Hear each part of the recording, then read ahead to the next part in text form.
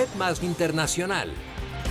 Bienvenidos, es momento de saludarlos, de darles las gracias por acompañarnos a esta hora en una nueva emisión de Red Más Internacional. Andrés, muy buenas noches, ¿cómo me le va? Muy bien, Paula, es viernes, así que venimos con una descarga deportiva que nos trae lo que pasó y lo que proyecta el fin de semana. Pero además usted tiene una actitud de viernes que los televidentes deben saber, no saben, por los pasillos anda, ¿qué se baila? ¿Por qué? ¿Para dónde va?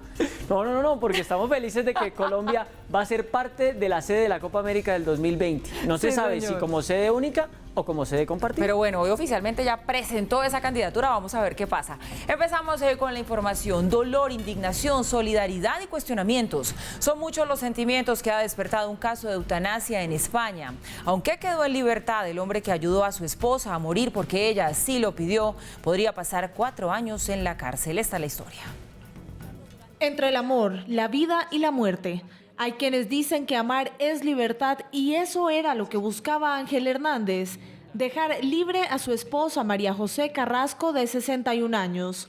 En varias oportunidades le había pedido que le ayudara a acabar con el sufrimiento de los últimos 30 años a causa de la esclerosis múltiple. Quería estar libre del sufrimiento y un cuerpo que la tenía presa. Mi mujer ya ha fallecido y ya está libre de su sufrimiento. Pero ¿y la gente que queda? Hay que hacer todo lo posible para que esa gente pueda tener la satisfacción de poder morir dignamente. Es que tiene que morir dignamente. Y es libre a decidir que quiere morir dignamente. Se abre la polémica sobre la eutanasia y el derecho a morir dignamente. Ángel Hernández no solo fue el ángel de su esposa en vida, sino ahora la voz de aquellos quienes desde la intimidad de su hogar sufren en silencio a la espera de una salida que acabe con su dolor. La única forma de que esto trascienda más es haciéndolo así. Grabando que yo voy a ser el que lo hago, pero yo lo podía haber hecho clandestinamente. Por años documentó el sufrimiento y las súplicas de su esposa, dejando la evidencia de que se trataba única y exclusivamente de su voluntad. Ángel también decidió renunciar a su vida de una manera diferente cuando lo dejó todo, su trabajo y sus ocupaciones, para cuidar a la mujer a quien juró amar eternamente. Bueno, María José, vamos a grabar este testimonio porque es muy importante.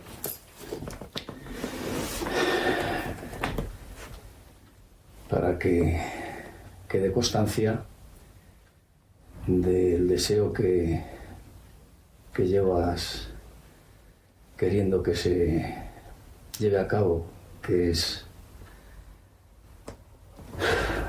el suicidio tuyo. ¿Sigues con la idea de que quieres suicidarte? Sí. ¿Quieres esperar algo o qué es? No. No. ¿Quieres que se lleve a cabo ya? Sí. Sabes que te tengo que ayudar yo, que no hay nadie que te pueda ayudar. Y además no estaría bien que tú me lo has pedido. Sí. Lo sabes. Me lo has pedido muchas veces, más de las necesarias, pero claro, yo confiaba en que se iba a aprobar lo de la eutanasia, pero visto lo visto.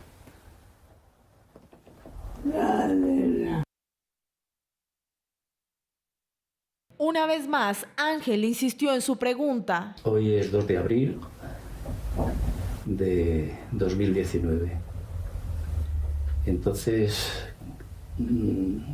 ¿quieres e insistes de que quieres suicidarte? Sí. Vamos a ver. María José estaba en fase terminal, encerrada en sí misma, sin poder moverse o siquiera pasar la comida. Ángel le cumplió a su amor. La prometí que si llegaba a la situación en la que se encuentra y no había medios para que le ayudaran a morir, yo me comprometí a hacerlo. Seguramente tan difícil de cumplir como de ver a su esposa sufrir con el único deseo de morir. Ha llegado el momento, el que tanto deseabas. Yo te voy a prestar mis manos. Eso es lo que tú no puedes, yo te voy a prestar mis manos. Primero vamos a probar con un poquito de agua, porque no sé yo si puedes tragar, ¿sabes?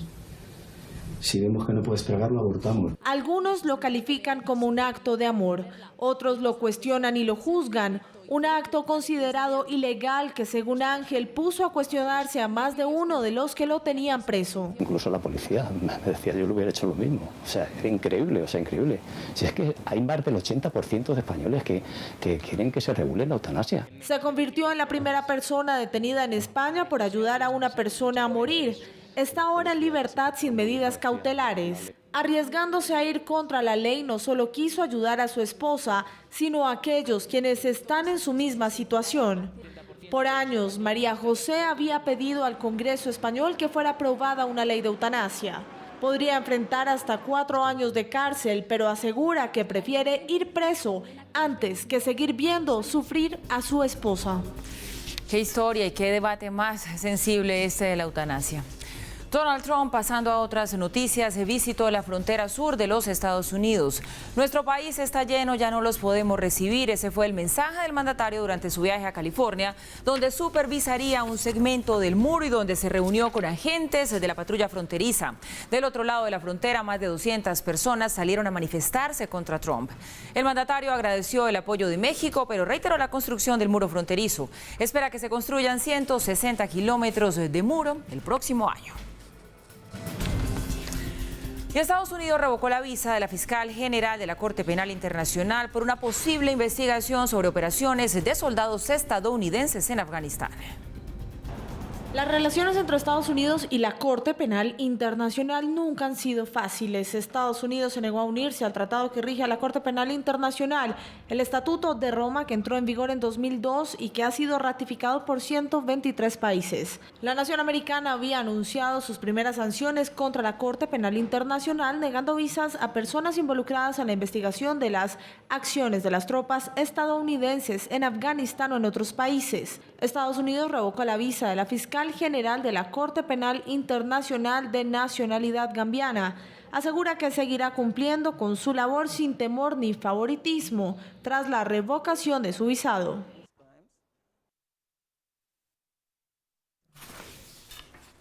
Bien, y más noticias que tienen que ver con Estados Unidos, pero por supuesto con el régimen de Nicolás Maduro. Anunció un cronograma de apagones que dejará a los venezolanos sin luz al menos de 18 horas a la semana.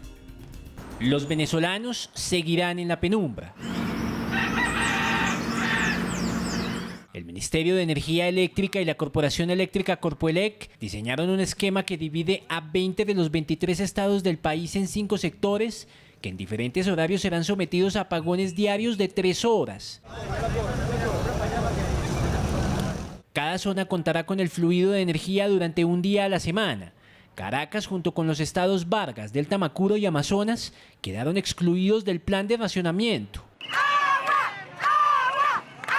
Pero además de la falta de energía, los venezolanos vienen padeciendo la escasez de agua potable, un problema que Nicolás Maduro admitió, por lo que le hizo a los ciudadanos la siguiente propuesta: almacenar, acumular, ahorrar, como comunidad, como consejo comunal, como CLAP,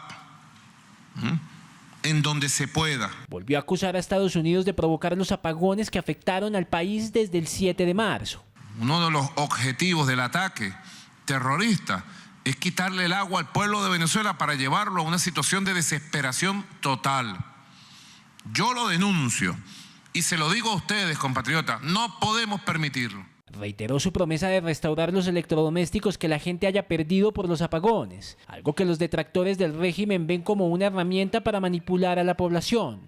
Hice un llamado para que la gente que ha perdido sus electrodomésticos, bueno, acuda al sistema patria, del carnet de la patria. Aquí tengo mi carnet de la patria,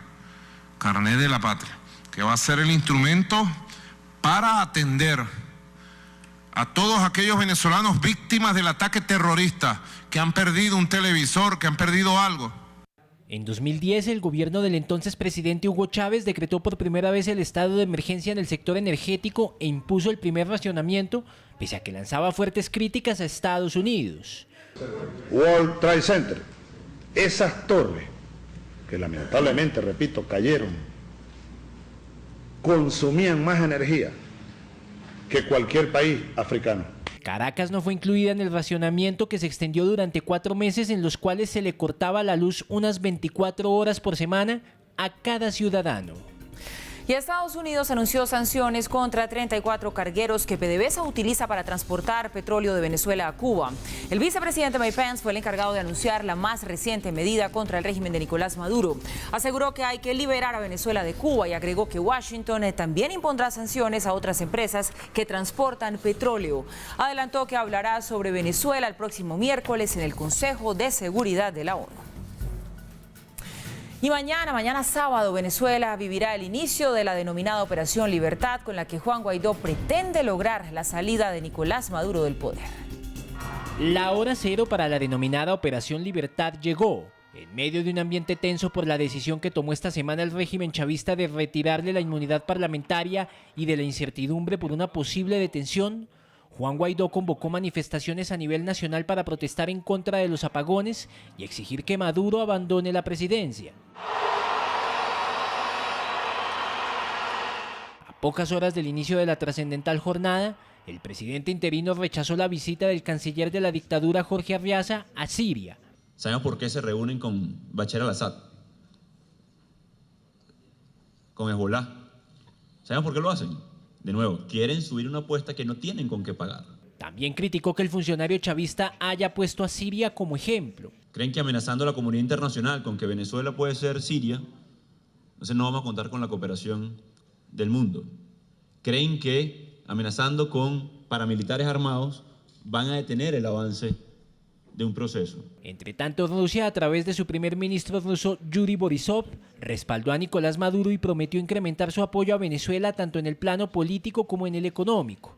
Al mismo tiempo, el número 2 del chavismo, Diosdado Cabello, le envió un mensaje a la Casa Blanca. Si Estados Unidos quisiera de verdad, y le hacemos una invitación, atender, si estuviera preocupado por el tema Venezuela, debería reunirse con el único presidente que tiene Venezuela, que se llama Nicolás Maduro Moros.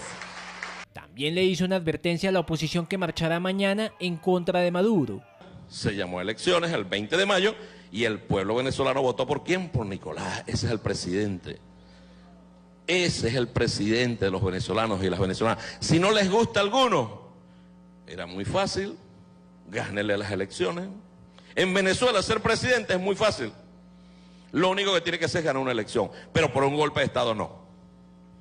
Por las malas no vamos nosotros para ningún lado. Los chavistas también se concentrarán este sábado en 3 puntos del centro y el oeste de Caracas para ir hasta la sede del Palacio de Miraflores y, además de expresar su apoyo a Maduro, manifestarán su rechazo a lo que consideran ataques terroristas de la oposición con el apoyo de Estados Unidos. El encuentro binacional de las letras Colombia-Venezuela sirvió para que escritores de la nación vecina se reencontraran después de que la crisis llevara a muchos de ellos a abandonar su país. Aunque han aparecido nuevos autores, como negocio la literatura está a punto de cerrar su última página. Durante 3 días se reunieron escritores de Colombia y Venezuela en Bogotá en el encuentro binacional de letras. El escenario fue propicio para hablar sobre lo que le está sucediendo a la literatura en medio de la revolución chavista. Y además, ¿qué tenemos que decir tanto los colombianos, los escritores colombianos, los escritores venezolanos sobre esta situación? Varios de los invitados se reencontraron en Bogotá, ya que como muchos venezolanos tuvieron que salir a buscar una mejor manera de vivir. Para mí, en principio, fue un encuentro con autores venezolanos a quienes tenía mucho tiempo que no veía, porque si la diáspora ha sido dura con algunos sectores, el de escritores ha sido particularmente afectado por ello. Y salir de tu país también implica de algún modo volver a empezar, ¿no? Este tipo de encuentro puede ser un puente para dar a conocer lo nuevo que en su propio país es difícil de enseñar. Te puedo hablar, por ejemplo, de una fundación que es la Fundación La Poeteca. La Poeteca hizo una colección reciente de poesía venezolana de autores jóvenes. Y lo que se dice allí, lo que ellos dicen allí es muy poderoso, pero al mismo tiempo también muy doloroso, ¿no? Y es que la crisis ha dado pie para que aparezcan nuevos escritores. El problema es que como negocio la literatura está a punto de desaparecer. La industria editorial en Venezuela pues simple y llanamente ha desaparecido. Las librerías están desapareciendo, cuando de repente más importante es comprar un trozo de pan que comprar un libro. La situación en Venezuela es cada día más difícil, pero aún así quienes pertenecen al mundo de las letras esperan un cambio que no sea violento. Las consecuencias consecuencias para América Latina serían bastante graves si por darle prioridad a la prisa dejamos sueltas algunas cosas que después nos van a hacer la vida también imposible. Sobre Venezuela hay mucho que decir y que escribir. Los autores esperan que en algún momento se conozcan las historias que la crisis no ha dejado publicar. Bien, pues a raíz de todo lo que dejó este encuentro de las letras binacional, hoy queremos discutir un poco acerca de ese rol político, de ese rol social que ejerce la literatura y conocer también un poco de la historia de los protagonistas de las letras en Venezuela. Por eso nuestro invitado, lo vamos a saludar ya, Tulio Hernández, sociólogo, escritor y columnista venezolano. Tulio, bienvenido, gracias por estar hoy aquí con nosotros. Muchas gracias por la invitación. Mire, nos escuchaba usted porque llegó temprano aquí al set hablar acerca de cuáles son esos hechos más recientes que han tenido lugar en Venezuela, en su país. ¿Cuál es esa Venezuela que hoy describe su pluma, sus escritos? ¿De qué hablan? Bueno, hablo básicamente de un país secuestrado.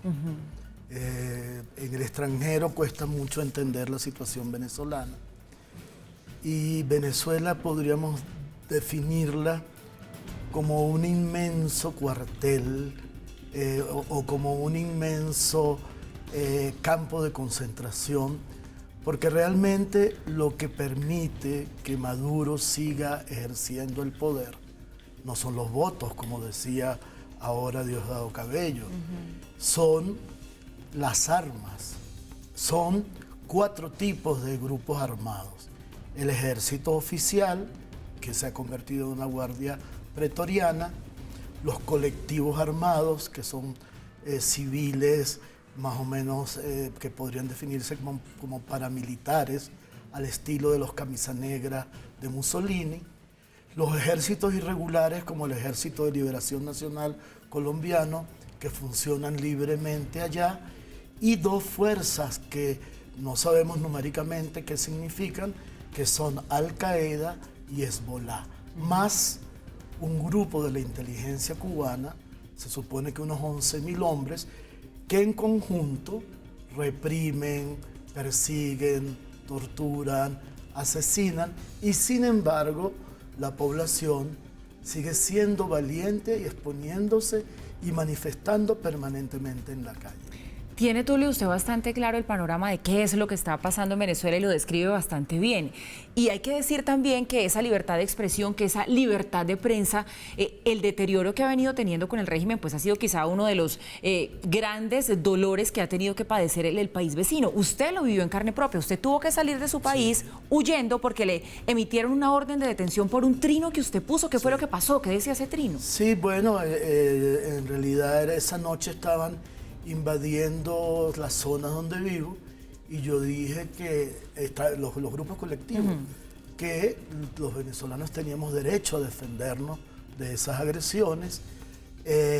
Hice una especie de desplante, se vale lanzar materos, porque era un chiste contra gente que estaba disparando. Sí. Al día siguiente ocurrió un incidente en el que alguien lanzó una botella de hielo, mató a una señora que iba pasando por casualidad, y Diosdado Cabello dijo que yo había dado la orden de asesinarla y que tenía grabado y lo iba a publicar el mensaje telefónico. Donde usted daba esa orden de asesinar a esa señora, supuestamente. Y además, bueno, eso se convirtió en un linchamiento ideológico. Incluso hicieron una película, invirtieron dinero en hacer una película tratando de mostrar que yo era un asesino.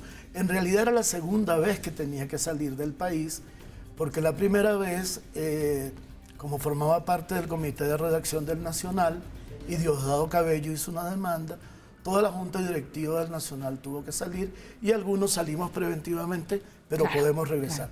Pero esto es sistemático. En este momento en Bogotá, por ejemplo, está prácticamente todo el equipo de Armando Info.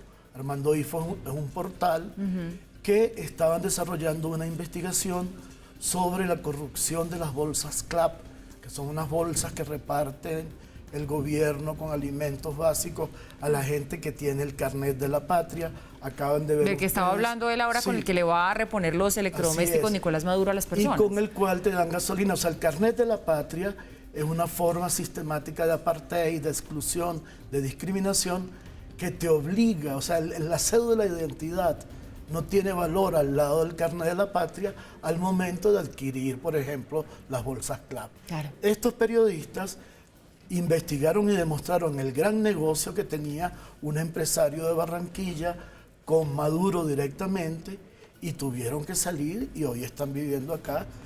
Por cierto, trabajan en oficinas acá, pero siguen manteniendo su producción informativa. Tulio, se nos acaba el tiempo, pero no me gustaría dejarlo ir porque veo que tiene usted el panorama de la situación de Venezuela muy claro en la cabeza sin preguntarle qué puede pasar con Juan Guaidó. Es decir, es un fenómeno que no habíamos visto desde hace mucho tiempo, de las diferentes batallas que se han venido dando para que Nicolás Maduro salga del poder, pero no se ha logrado. Corre el riesgo de convertirse Juan Guaidó en un líder más que termina siendo un mártir? Yo creo que Juan Guaidó ha encarnado, primero, una sorpresa para el chavismo y para la propia población. Ha rescatado la voluntad de calle y, sobre todo, ha puesto en escena una estrategia coherente que está basada en la actividad constitucional. Pero no podemos engañarnos. En Venezuela, quienes deciden son las armas, quienes deciden son los militares. Y Venezuela es un país que ha sido tradicionalmente pacífico.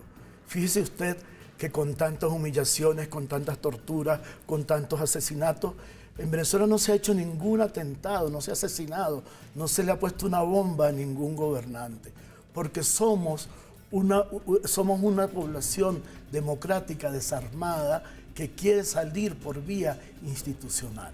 Entonces, Guaidó encarna el camino de la salida institucional, porque efectivamente, y no es casualidad, que 50 países democráticos estén apoyando su presidencia y que quienes apoyan a Maduro son precisamente una teocracia como la iraní, una dictadura como la de Turquía, un gobierno totalitario comunista pero de naturaleza capitalista como China y un neoautoritarismo como el de Rusia.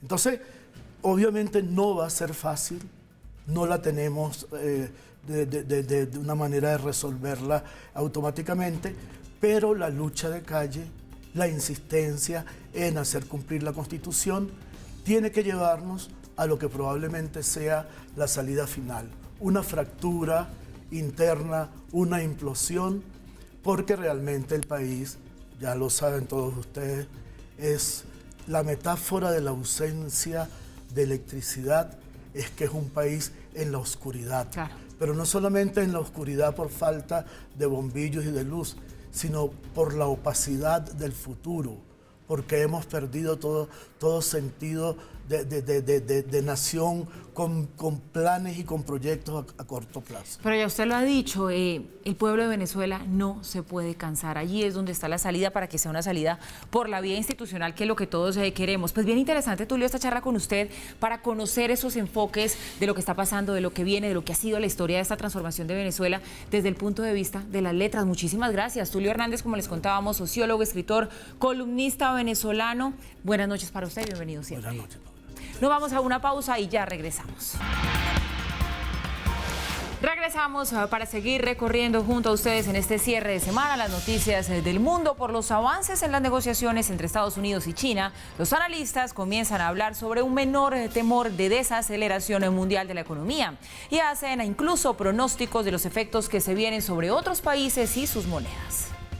Los últimos avances en las negociaciones del fin de semana entre China y Estados Unidos y las comunicaciones que quedaron abiertas entre los dos países, calificadas como sinceras y constructivas desde Washington, le dan un respiro a la guerra comercial planteada desde hace 9 meses. Los negociadores de Estados Unidos han dicho a la prensa especializada que han observado unas propuestas nuevas de parte de China que pueden abrir más espacios, principalmente en temas relacionados con transferencia de tecnología, renglón que antes era muy difícil de negociar. Debido a esta situación se le ha bajado un poco la intensidad a la guerra comercial. comercial. Y los temores de una desaceleración económica global, si bien no desaparecen, sí son menores que hace pocas semanas. Una reacción se daría en organismos como el Fondo Monetario Internacional o la Organización Mundial del Comercio, por citar solo dos, que cambiarían sus pronósticos y darían pie a una reactivación de la inversión. Ya hay quienes piensan que esta posibilidad está más cerca que hace unos meses. Analistas de mercado no dudan que si disminuyen aún más las tensiones y se abren nuevos espacios, China va a comenzar a comprar más, y no solo en Estados Unidos, sino en naciones emergentes, donde consigue los commodities que necesita. Y esto va a traducirse en un mayor valor de las monedas de esos países. Desde México, por ejemplo, se dijo que la nueva ronda de negociación entre Estados Unidos y China y las cifras de empleo de la nación norteamericana harán que la moneda mexicana recupere en parte el valor que ha perdido en los últimos días. El mercado está pendiente del reporte de este viernes sobre empleo para ver si se consolida esa tesis. Sin embargo, la moneda mexicana también se podría ver afectada por nuevas amenazas del presidente de Estados Unidos, Donald Trump, de cerrar la frontera, aunque muchos no creen que estas se materialicen. En Brasil, el real, que perdió terreno en el tercer mes del año frente al dólar, podría tener una leve recuperación. No obstante, también puede presentarse un movimiento volátil de aumentos y caídas en medio del tire y afloje que hay por la aprobación en el Congreso de la reforma de pensiones. Sobre la situación argentina, la prensa económica señala que el tema de negocios no es el mejor luego de que el Banco Central alentara un alza en la tasa que dan las entidades financieras a quienes depositan allí su dinero. También la volatilidad tiene que ver con una situación interna. Sin embargo, los mercados también tienen en cuenta que Donald Trump es sinónimo de dudas por su estabilidad emocional y que a pesar de los avances con China, se mantiene en su posición de no eliminar los aranceles en el corto plazo. Él quiere ver que antes se cumplan unos compromisos. Por eso, aunque ha crecido el optimismo, aún no puede ser total. Toda una catástrofe se vive en Corea del Sur a raíz de un voraz incendio que cobró la vida de una persona y dejó 35 más heridas. Seúl decretó la emergencia nacional por el incendio que arrasó todo a su paso en la frontera con Corea del Norte.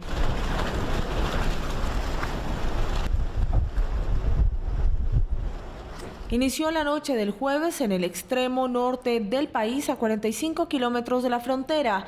Se habría originado por una explosión de un poste en el cableado telefónico y por los fuertes vientos que se fueron extendiendo las llamas. 900 camiones de bomberos, 51 helicópteros y más de 13.000 efectivos con militares fueron desplegados en la zona para poder contener las llamas. Según la agencia Yonhap, más de 4.800 personas fueron evacuadas por el incendio, que arrasó ya un área de más de 5 kilómetros cuadrados, destruyendo más de 300 casas.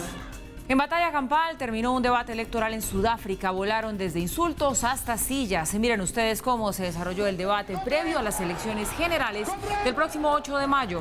El evento reunía a los líderes provinciales de diferentes formaciones políticas cuando, a raíz de un desacuerdo en temas como delincuencia, desempleo y reformas agrarias, los asistentes al parecer no vieron otra salida que la violencia. Por supuesto, la sesión fue suspendida y quedó en veremos.